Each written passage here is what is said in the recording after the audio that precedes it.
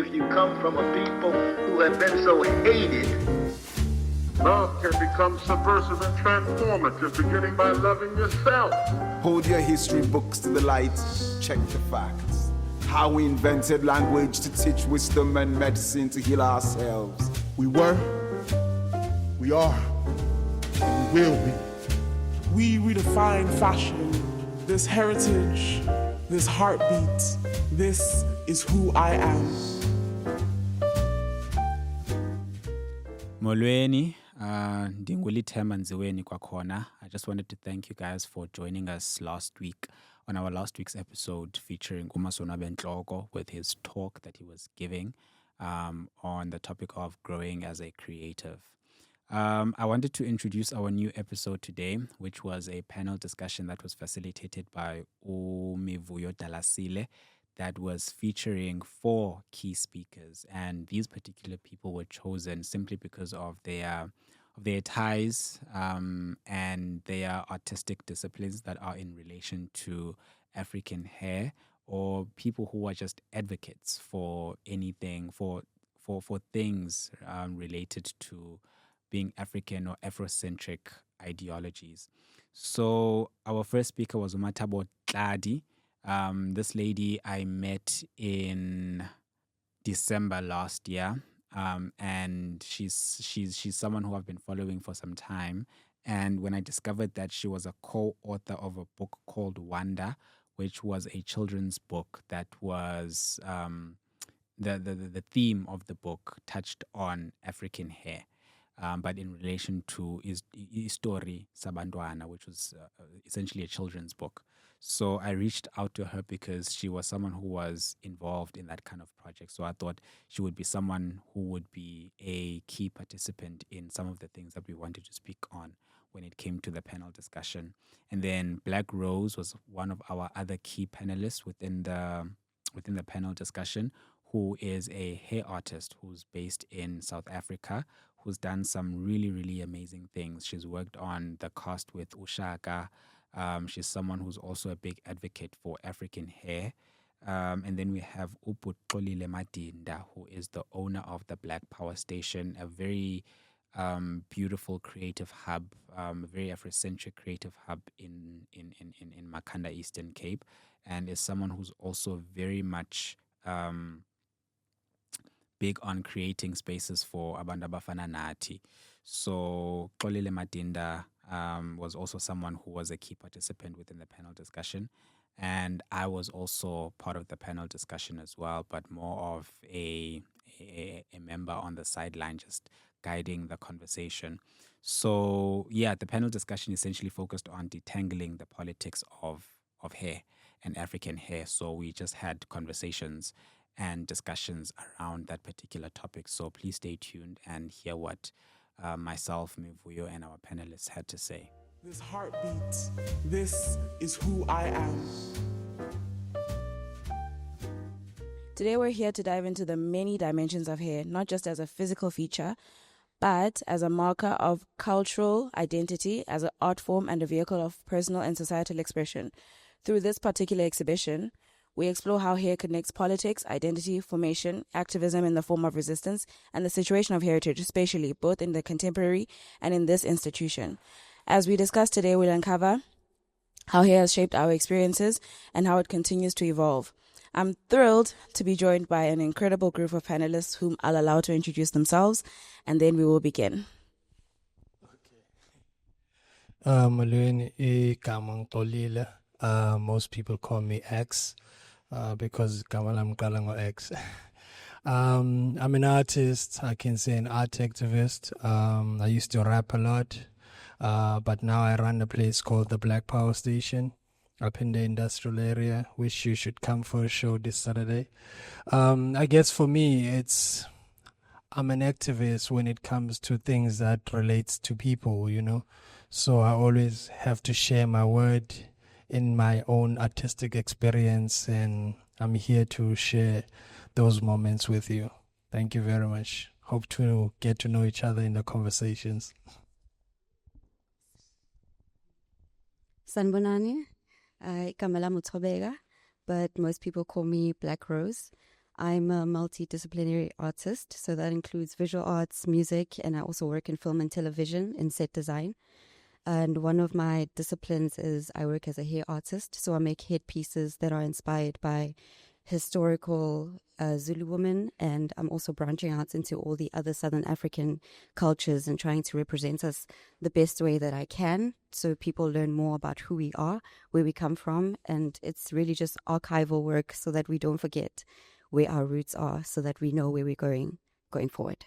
And yes, I look forward to this conversation with everyone here. Thank you. Molweni, I hope everyone is well. My name is Mathabo Tlali. I am recently known as Zazie Creative, if you follow me on socials. I am a creative practitioner, interdisciplinary in form. I'm an actor, I'm a director, I'm a conversationalist, and in context to the work that's being done here, I am an author of children's book Wanda that deals with natural hair politic, and I'm a former rodent between Nani Canterbury House. What's good? Cantabs for life, Kazan. So really excited to be here this morning. Molweni, igama lam nguLithemba Nziweni. Also multidisciplinary artist, specializing in photography and filmmaking. So I am the photographer behind the Heritage exhibition. Thank you so much, everybody. I think we will just get into it. I think the first question that I'd like to pose to the panel, just to get some sort of ball rolling, is how does hair shape our sense of identity, both personally and culturally? And can you share any personal experiences where your hair influenced the way that you're perceived? I think this is probably one of my favorite topics, because I think when the cultural context of hair comes about, I often reference my rite of passage of ukwaluka, going from the transition, going from boyhood to manhood, which the cutting of the hair in that process, for those who don't understand, the cutting of the hair, when they put you in the kraal, there's somewhat of an implicit symbolism there that we don't often talk about. They don't tell you why your hair is cut. I think upon reflection on my own identity and the rite of passage that I went through, I sort of had to explore the symbolism tied to the cutting of the hair, which symbolizes letting go of an identity, because you almost have to let go of everything. You almost have to let go of everything you've owned before going through the process. So letting go of all of your old clothes, your phone, anything that you owned as that identity of a boy or a young boy, taking up a new identity of a young man. So I was wondering, why do they cut our hair? And I realized that it's actually a way of saying you are letting go of this identity. So everything that can be stripped from you should be stripped of you, including your hair. So I think for me, after undergoing that process, I never saw hair the same way again. So I realized that now hair is a very instrumental and significant thing when it comes to my identity, because it means ngoko, the hair that has grown after that process is hair that grows into someone who's taken up a brand new identity. I then made a decision that hair is a very important thing to me, and should I ever cut my hair, it needs to symbolize something, So every time I cut my hair now, it symbolizes letting go of something. So either letting go of past experiences, letting go of experiences I've either had with people, past traumas, whether it's good or bad memories that I'm choosing to let go, because I'm now deciding that I'm taking up new experiences and I'm letting go of old traumas, and I guess giving way to new traumas and new experiences and new memories and new good things, even bad things, just to sort of create space in my life to take up new things that need space in order for them to have capacity, whether good or bad. So I think that's how hair sort of ties into my cultural identity in that particular context. Hair for me has been a site of pressure, in that growing up, I still have a full head of hair, thick, long. I would say in spite of it being coily, I still had the luxury of length. And my parents owned a hair salon, a thriving hair salon, Komani, former Queenstown. And the name of the salon was called Matla, meaning power, ka Sesotho. I was the first wave of Model C black kids who were integrated into Model C schools. And because my parents had a hair salon, I always had the neatest hair according to Eurocentric standards. So I would be the girl who's called up in assembly. Look at Mathabo. Her hair is always neat, always.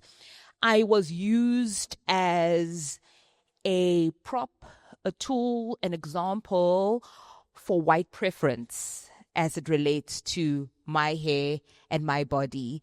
So it was ironic in the sense that I am propped up at assembly, but in many insidious ways, I'm being othered from other black girls because they're not matching up to me.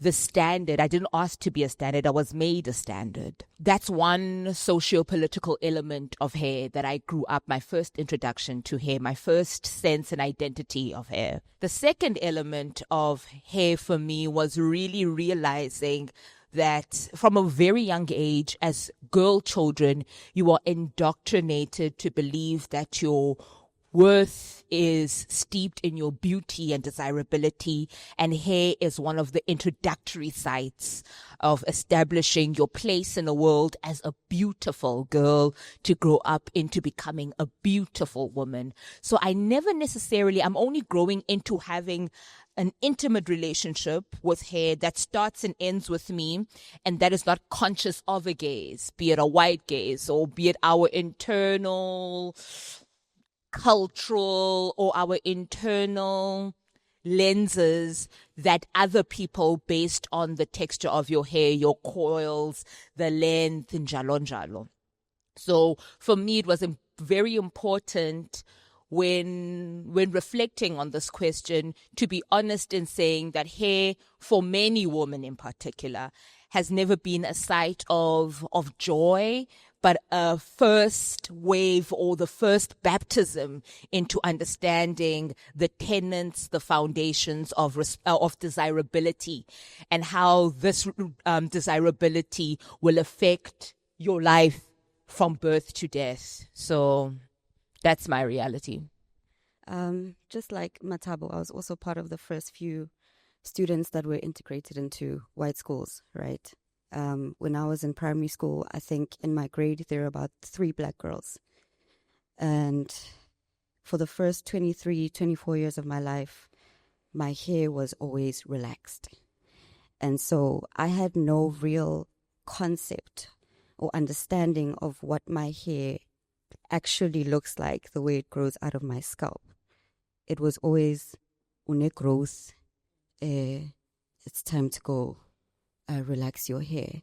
And so for me, what that did was it told me that that's bad.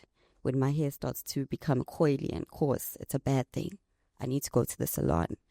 And that was my relationship with hair for a very long time. When I got to high school, I started to experiment a little bit more with my hair. Every year I'd cut my hair into some sort of style. I'd get braided and I'd do something crazy, and I'd go to school and people were always like, how did you even think of this? So from high school, then I noticed that hair is actually, I'm trying to understand something about my hair, and I'm trying to find myself through my hair and my expression. And then one day I decided, you know what, let me try and walk away from relaxing my hair. Let me try and understand what it's like to have my hair be the way it is when it grows out of my scalp. And I did that for about 2 years, and it was painful because there's no real understanding of how to take care of your hair when for most of your life you just go and straighten it to make it easier. And so I struggled for about 2 years, and then eventually something said, just chop it all off. Just chop it all off, start from scratch, and start to have a conversation with your hair. Start to understand how it grows, why it grows like that. And so I cut it all off in 2019, and I started from scratch. And then 2020 came, and it was lockdown, right? So all I had was trying to understand the hair growing out of my scalp and creating something because we were all stuck at home. So that's what I did, and that's when I started to become a hair artist. Then I started to explore with hair. And then I started to go back into the history books and learn more about culture and what hair was. Culturally, when you look at Abantu Abamnyama, our hair always symbolized something. It was always a thing of when you see someone and you see their hair and what's on their hair, you understand who they are, where they come from, their place in society. And so I started to research that, and I decided this is something that we should all be talking about. This is something we should all know. This is something that needs to be archived, because the way that the people who came here and observed us, wrote about us, doesn't really speak to who we truly are and what we are. And so I decided that that would be my mission. And the reception to it has been amazing, because people are now asking more questions about why does our hair do this? How do we make it like this? How do we? And I think it's very important that we continue to have conversations like this, because there's a lot about ourselves we don't know that still needs to be unearthed, and it cannot be unearthed through the lens of people who do not understand who we are and where we are going. We need to get to a place where we are happy with the way our hair grows out of our scalp. But when we decide to do something else, it's not because we're trying to suppress that. It's just because we want to explore with something else. So, yeah, thank you. I guess hair is always, everyone knows it has politics. I remember my friends around 1994, we started rapping. Even before that, I had dreadlocks. So I was trying to be serious, because at home they didn't take serious what I was doing. I remember being part of the guild. I went to church for a while. So I had a problem with the pastor telling me, umfundisi wasiwisile is like telling me about izinwele zakho, and then I was like, hey, sitheni yabo. I was like, afuna ukuzichebe because abantu bacimbule rasta, and I was like, fundisi mosesize kwispirit mosapho yabo. So itibana pilendo enwele yabo, are you threatened by it yabo? So fumanise ba kwabantu abaninzi, like hair has been made as a tool for identity in a form of what society you should be belonging to in terms of well-being. Yabo. So from that day, ndathi inkosi man yabo, umhlambi inkosi nzayifumana somewhere else. So I left church. So, but church, I understood it beyond that, because at home there were lots of people who were activists. So I learned that also hair can be a form of resistance to, like, to be colonized in any other form, whether to not think of yourself as a human being on the lens of your culture, or you're colonized because you fit into the broader society that says you can do anything. Basically, you're individual. So the whole idea of to be independent, to be civilized, can actually mean to take an idea of being individual while you are born in a society where you have connections. Your hair might relate to your uncle, look a certain way. If you cut your hair, you would look like someone else in the family. If you keep your hair, identity changes to look like someone else. So in a way, for me, I grew my hair. I had longer hair even in school. So I remember, like, with the girls that were in my class, I had a longer hair. So, because I just washed my hair, didn't put anything in it. So I was also, like, in a way, although nanfunda penyaluza, people had a problem, the teachers, because my hair was, I would cut my hair this week, next week it's grown. Yeah, well. So there's a problem of how I used to not comb my hair, because I like it the way it was. I felt more alive when I don't do anything in my hair. I had problems when someone touches my hair. Even when someone, I can easily feel energies when I have no hat on. But there's certain energies I cannot relate to. So in a way, I feel also hair is a connector. So for me, when people felt that I should cut my hair when they want my hair to be cut. It always felt that I'm losing something. Yeah, well, so like he was saying, but at the end of the day, hair is always there. And I remember being asked that I need to cut my beard because that also forms part of hair, and which most of us is bonagalayo. But people are private with hair, but there's other parts of hair that people are not private about. So now I always had a problem with inwele and how people want my hair and touching my hair. And also in the language has brought in culture to understanding as form of resistance.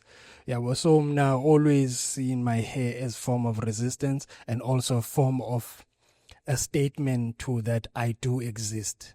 Yeah, well, so same is apply when you are cutting pubic hair, whether your hair underneath your private part, you're always sensitive about what you do with those hairs. But now you don't care what they do with the hair. So in a way, I always wanted to go to a place where I can take my hair with me. I can burn them at home or ndinga salon and get someone at home to cut me. So even since I rapped, it was always a form of like an identity because I subscribed it at that time when I rap more to black consciousness. So it was more like Inwelism is a statement of Fukuti. I'm not being changed culturally, not because now people thought I was a Rasta for most of because I had dreadlocks all the way with my back. And still people see me like that because I don't call my daughter doesn't. Same thing that she had to face because she has hair just like me. And at school, they would always ask her about and luckily now she started Ngokuna 12. She's only time she could put on braids, but even that, they last for Riklashilming. So in a way, because I had to show her that this beauty is how you put out yourself. So Nengatimna is political. It also has a religious which andiyazi ngenapi, but it all is part of the same thing ukuthi being colonized, the way ulilo indlela inwele zakho zililo, awusingumuntu, like you're not a gentleman if uchebanga, you're not a gentleman inwele zithile, and sometimes I saw my friends suffering from ucheba and all that jandi ngenle indawo. So in a way I always wanted him. Even when I started dreadlocks, I cut my dreads, then I started getting more white hair. And I was happy because my dad had that when he was younger also. So in a way, it became a feeling that, okay, I'm feeling like a man at home. I have responsibilities. Even when I get into my friends would be told by although senior age now be called to the more senior. So in a way it has a status. So for me it's fun at the same time. And other people don't wanna be subjected to cultural hair responsibility because we are all told that we're individuals. We can do whatever we want. And then sometimes looking like that person wants to be part of a collective, nothing like but by individual. So it's a complicated discussion. I can personalize it just also to start the conversation to be more tense, but there's no point for that where people know that it's a choice, it's like a choice you have to make, but that choice has consequences about how they relate to you. So in a way, for me, it's kind of like a provocative one, but I'll share the most as it actually am. Hi, my name is Ngobani. I'm doing my master's at Rhodes currently. So my question, I think, sort of links into something that the two of you said, and that's something that Bud X actually ended on about how, as a black person, there is obviously the ethos of collectivism. As a black community, you need to be part of people in order to survive. But then also, interestingly, we have a sense of individuality as people, especially with popular culture right now. So for me, I think I recently dyed my hair, but it's changing color now. I dyed it to red.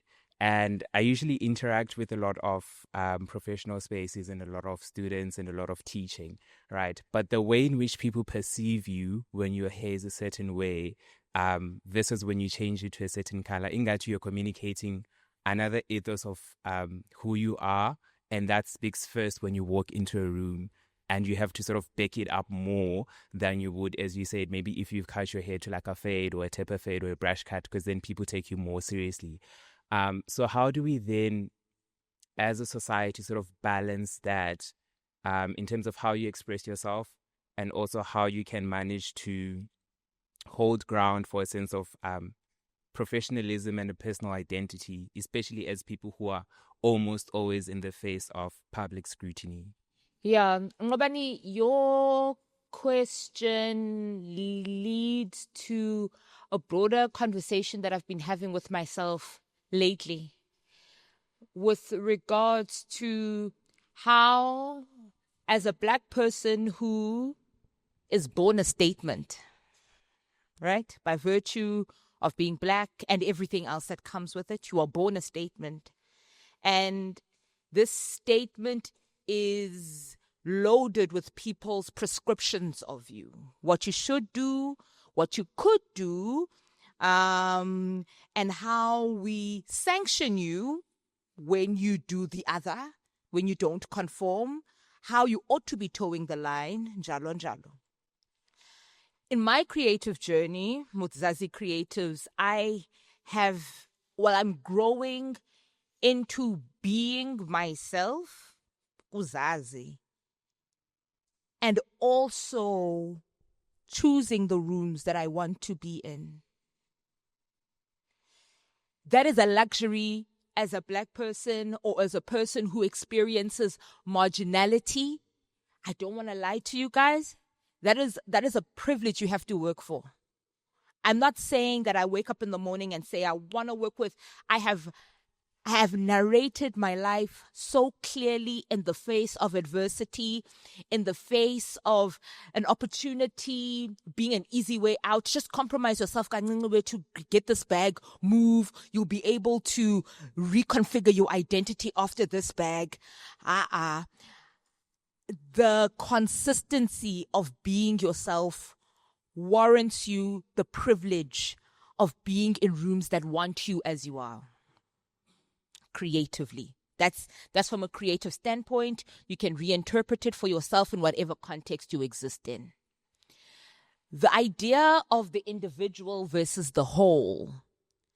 My question to self is, when our process of memory, archiving of memory, and the disruption of that, Tina Sipile, at a time where our history is sometimes a kaleidoscope of gaps, honestly. To say that I'm going to conform to what the collective is saying now, I first question what the collective knows. And based on what? And whose interest does it further? Right?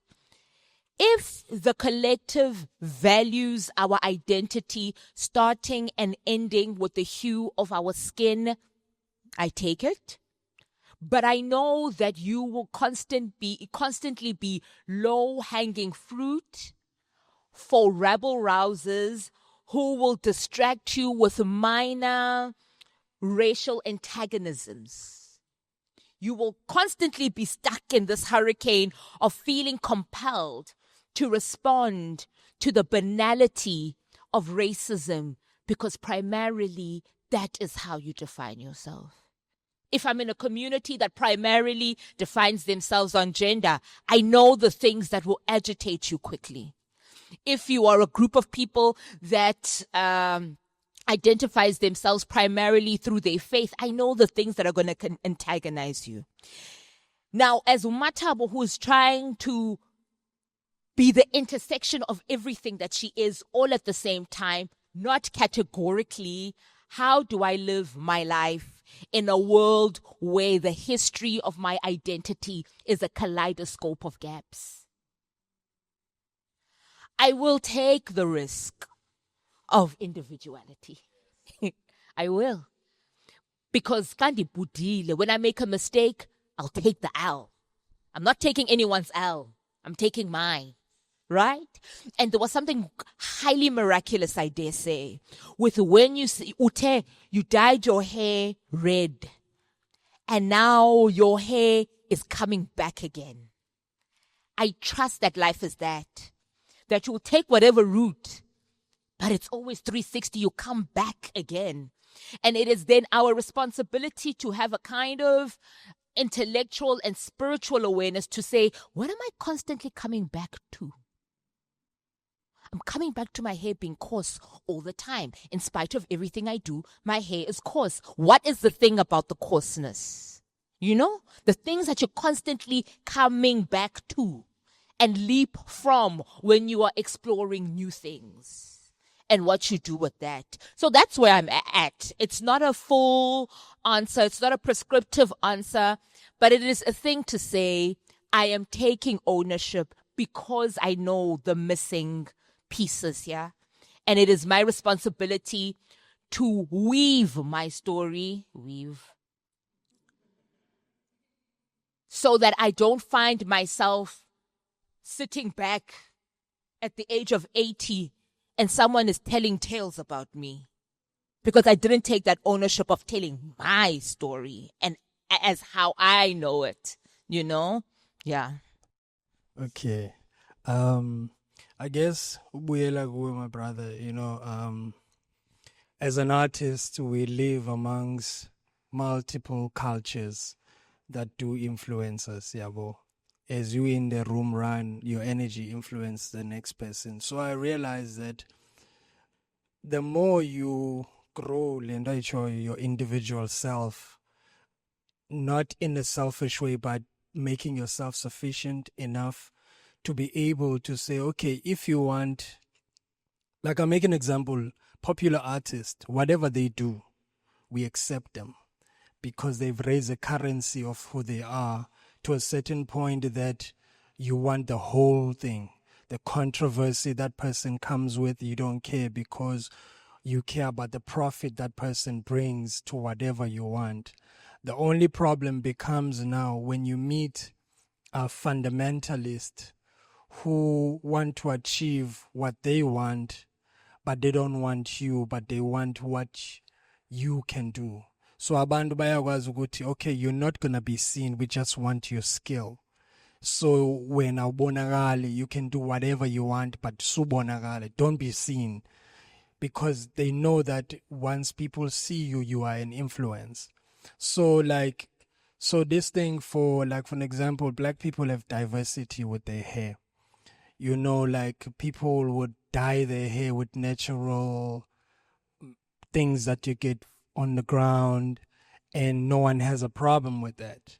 So in a way, in the modern world, we haven't changed anything in terms of societal living. Things are the same, but it's just the dye you used, you bought it from a shop. You didn't go to the bush and find a plant to dye your hair.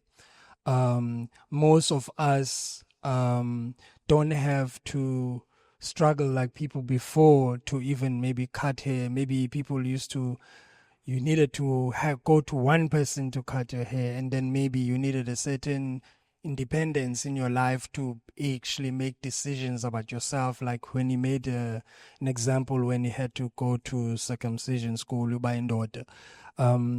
was a permission to say, okay, you are in a certain stage of life now. So your attitude and how you present yourself, it had nothing to do with hair, but it is starting a new identity. So the difficulty of being independent, being someone who has an influence in the society, you can get away with anything, even the good and the bad. So hair for me in this position, like me, people would say, okay, you want an interview, would like to comb your beard, didn't know, and do you think I don't comb it?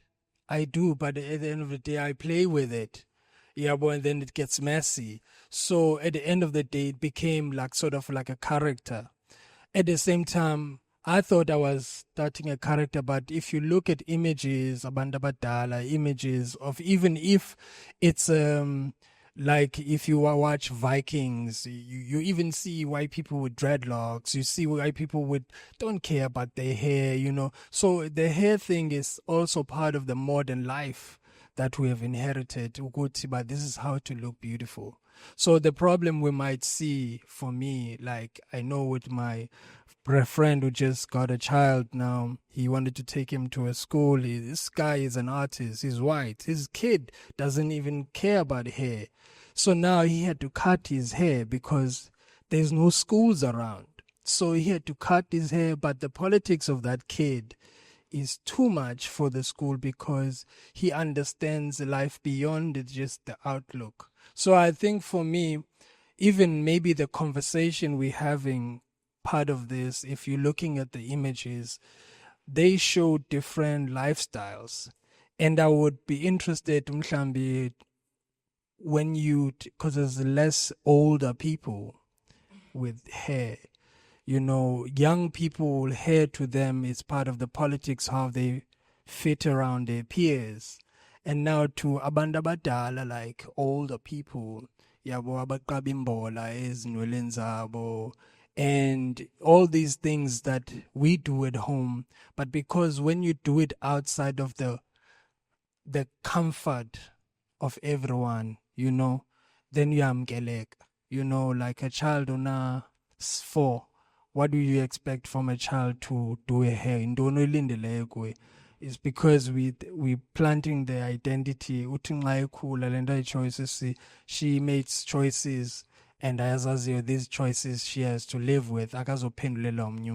So you do it when you're comfortable to be ordered to say, I know, I accept when people ask me the question, I give, but sometimes you're tired of answering people for the sake of upila. You're not affecting them physically, but I know that there's certain things I have never thought I would do because there's no need. Like, once they say, or like, kwenzeka ntoni kuwe nxa ubona inwele zam, is like ndiyakoyikisa, no, like you're not trusted, you know, but you could bona mhlawumbe you're a rebel. Like I'm seeing like artist when the way you look, yabo, as if yena akasi artist because they have long hair or straight hair. So ningathi same as a stylist, yabo, like I think we get away with things now because we can label it a certain thing and then you can go on with it. So now Pila, I think that's the problem we're in. People have created a lifestyle, and even that lifestyle affects our hair, how we dress, how everything. So ningathi uba indoda kuthiwa funeka ubonakale unjani. You know, explain these things. So I think for me it's complicated, the conversation we're having, because it's all about where do you start, where you end. Hair is very complicated, but I believe hair has so much to give to us as human beings, like the frequency that hair can share with the next person. You can be able to feel things. You can be able to feel if that person is really for you. Even if you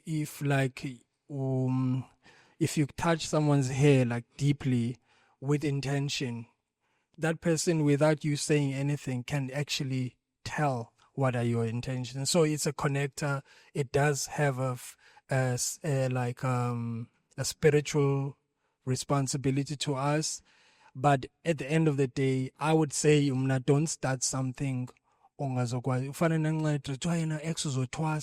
You know, like if you hair ongayoyanga, everyone sees you as spiritual being, okanye mhlambi unentwaso, so you must accept that mhlambi uyagula ifuna ukuyotwasa. So because already you are not attached to other things is I don't know exactly Sanjan, but it's a complicated thing ukubone uyeke inwele zakho outside of what people want. Like when I see her with short hair, I was like, you look beautiful. So at the same time, it's like not to say but at the same time, it means the different stages you see a person. If umjonga as the person, not what you want that person to be, I think acceptance would be. So for me, I don't know if I give you the right opinion, but I can say personally, I'm in a journey where I know that I'm questioned about my appearance, and people don't know me exactly who I am, which is cool. I like it like that. But I know they have a perception of me. They can categorize me according to how they want to feel comfortable about me around them. So at the end of the day, if you remain good, the rest is not for you to worry about. But bao comfortable with it, Tlali. Okay, I'm going to be short so that we can get to the questions. Ngobani, right?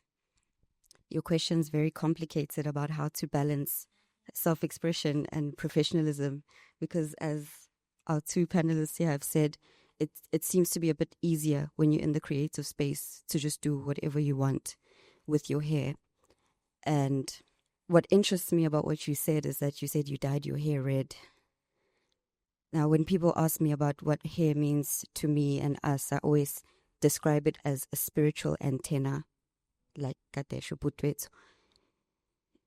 Everything that we did or do with our hair is linked to umoya that's trying to connect to us and with us and pulling us in a certain direction.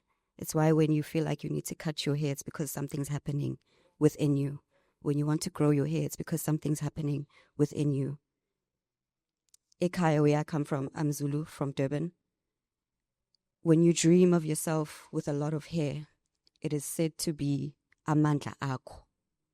So your hair represents your spiritual strength. When you dream of someone cutting your hair, it is someone stealing your power. And I held on to that. And I want to talk about the fact that you chose the color red. Last week, I did an experiment. And in the experiment, I bought ibomvu, which is widely considered to be into esetshenziswa matwas. And I wanted to do an experiment where I put ibomvu in my hair because a few years back, Abantu Abadala showed me something and I decided to investigate it. And what they showed me was that when we look at pictures of us before we started dressing the way we do now, they're in black and white, right? You have no concept of what our hair actually look like in color. You assume it's black. In this dream, I saw Zulu women with their hair in iqolo, which they did with their own hair and grass. And they showed me that the hair was in fact red. Everyone was walking around with red hair because they all used ibomvu to dye their hair. And that for me was very interesting because now when you see a person with beads, white beads, red beads, blue beads, you immediately assume, oh, umuntu wobungoma and whatnot. Back then, everyone was wearing those beads. It was just part of our identity. If you're part of that Nguni tribe, everyone was wearing red and white beads. Everyone had red hair. And so I think it's very important for people to dare to dye their hair red when they feel they need to dye their hair red, because that is connecting you to something bigger, to something from before. And I'm sure you can even say that when your head was red, you felt different. You were walking different. You were speaking differently. And it's because khona lo moya obukdonsa uthi yes, this is the state I want to be in right now.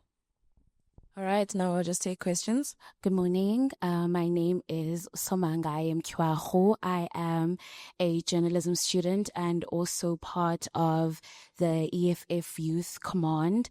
So I'm very, very privileged and very excited to be here. And with the politics of hair, you have your likes of Steve Biko, who vouched for Black consciousness, and they vouched for loving your natural hair, and especially towards young Black girls. And I remember the Dark and Lovely campaign where they would campaign that black is beautiful, your hair is beautiful.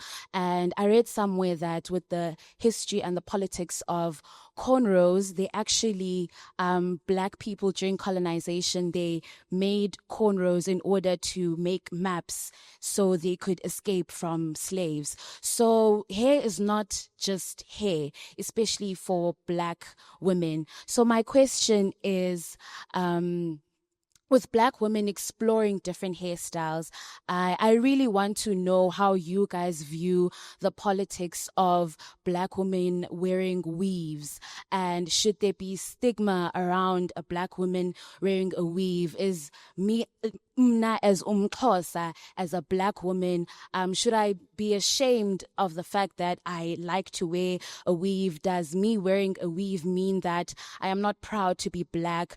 How would the dynamic be, and what are the nuances that are there? Because obviously hair is not just hair. There's also the famous trending quote that if you wear a hard wig, you have a soft life because you attract white men. So how do we approach that as Black women? Thank you so much. I think my question is linked with Soma's question, because I was also going to touch base on Steve Biko myself. Steve Biko has a quote that says, the potent weapon that in the hands of the oppressor is the mind of the oppressed. And I think, okay, I'll go straight to the question because I'm funubamte. So how basically do we debunk from, what has been installed in us as the youth, as, people are growing up from emakhaya? Emakhaya sicela lubana, no, you can't look this way. You have a meeting, cheba. Cheba.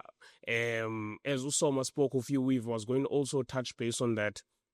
That as a Black woman, how do you navigate that? But when you're going to a meeting, you're prepping for something important, you do not see your hair as something that, okay, it's sufficient, let me go ndinje a meeting in, but rather uzawunxiba a weave just to cover your hair up. So is it the basis of not being proud of your origins, not being proud of inwele zakho? Because actually inwele zakho, they tell heritage.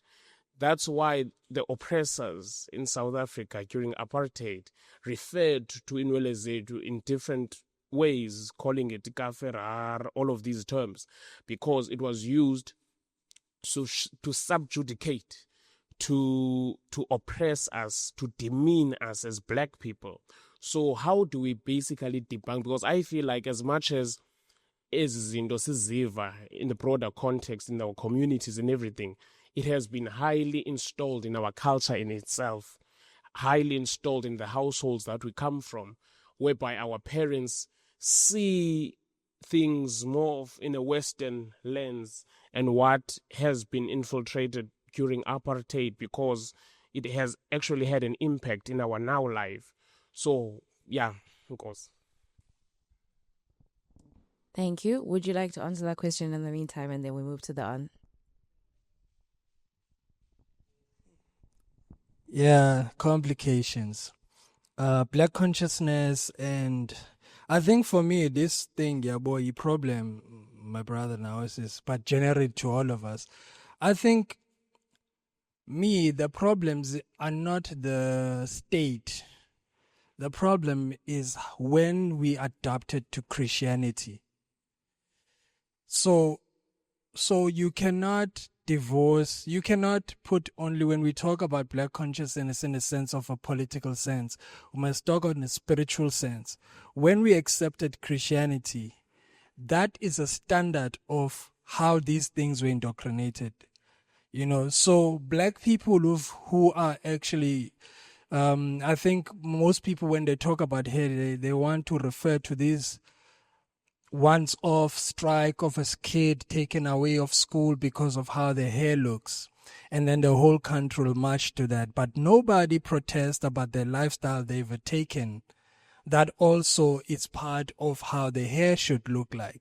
So in the society we lived in, we've adopted certain things that might be considered Western, and we accept them, we live with them. But there's certain things that we rally together for, but we don't rally together for the rest of other things. So the imbalance of Black consciousness and how I think a woman can wear a weave if they want to, but the state of mind, that is what I'm more concerned about. You know, but when you put on that weave, do you say you stop being your name?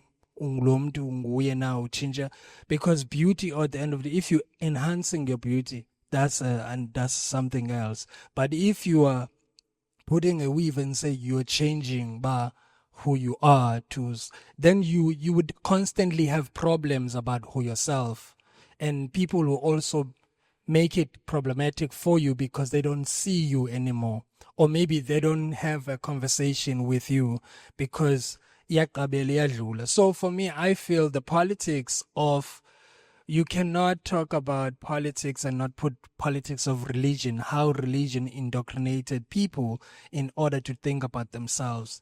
So that's why I made an example. If in the net dreadlocks, people assume I'm Rasta, because already that person is asking me that position because they subscribe to another religion that they might find a conversation yet not coming together. So also Steve Biko stretches further how religion actually indoctrinated people. So iti fika yoni laws of the state sekuqekiwe caweni. So ndingathi we have to fix it there also. So ndingathi into enjalo yabo. So I feel mna kudala abantu bazifakela izinto enhloko, you know, even before this modern time. But this modern time, ngawufakela something, whether how you dress, you are seen as you stepping out of your culture. So people, we don't see ourselves progressing or being creative. If you look at any pictures, whether it's 200 years old, when I was in Oxford, I looked at the images they have of fingo, beadworks, clothing, and you realize, fuck, man, we've given the world what the standards of beauty, what it is, but then Getina, we are oppressed to not express that. Ukwazi ingafani. Yeah, these things have been there, but it's just that, Tina, we asked this question based on the position, but we were oppressed as Black people. So everything is sithetha ngayo, sithetha as if there was no life before that. Yabo, so ngoku singathi sicinezekile, you know, like we are advanced more nenwele. So I don't feel ukuthi a weave has got anything to do with ukuthi lack of your conscience. But I think more than anything is just that we have lost other things, you know, beyond hair. I think a lot of what you said is what I wanted to say, but I think the biggest disservice that was done to us when we were colonized is they observed us and then they framed it as if we knew nothing about hair, about cleanliness, about beauty. And when you really look, you start to see that it was all a complete lie. We have always beautified ourselves. We have always cared about how healthy and clean our hair is. I think even when you look at Black women today, even when you look at them wearing weaves, they don't do it the same way that other ethnic groups do it. Like, there's so much expression and creativity even in that.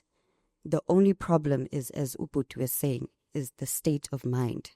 I don't think there's anything inherently wrong with us wearing weaves and wigs.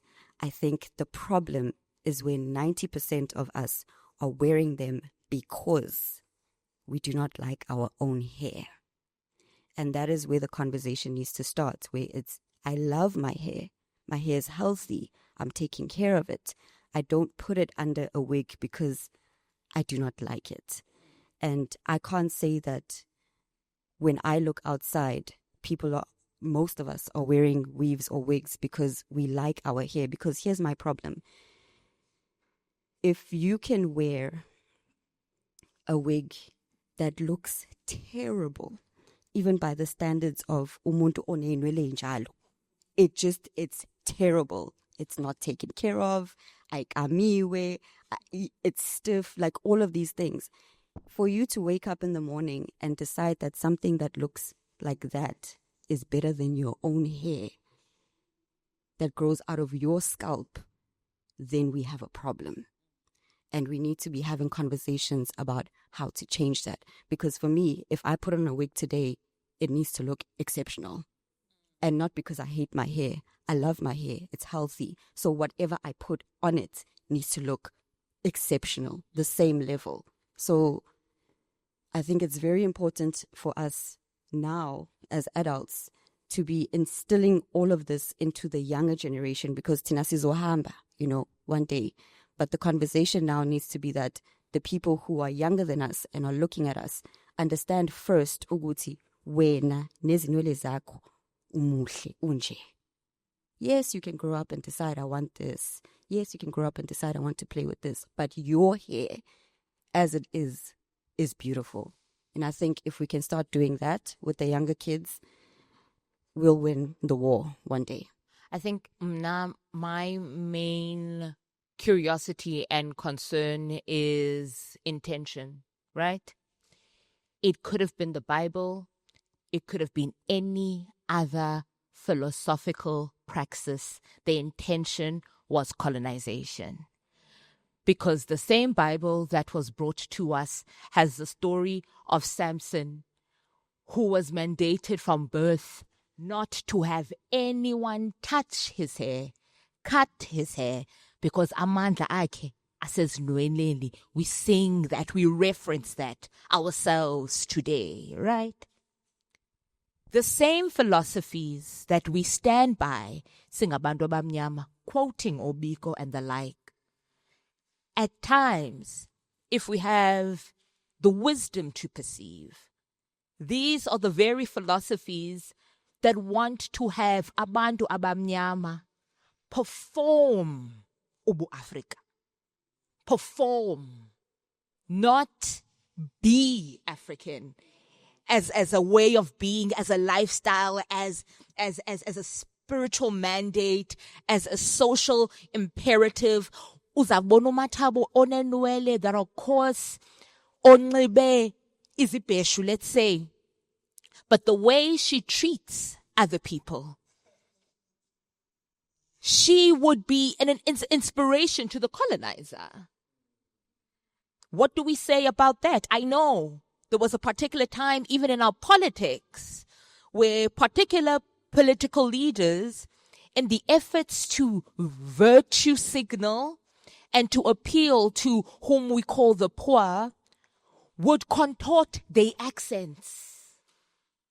What they are saying is a thing that is not going to further the interests of the poor, but because they sound like us, cadre, cadre. Our impulse is to believe what it is that they are saying. Hard wigs, you get soft love. Women have been using hair to signal utando for ages, and it's a thing that replicates itself even in the animal kingdom.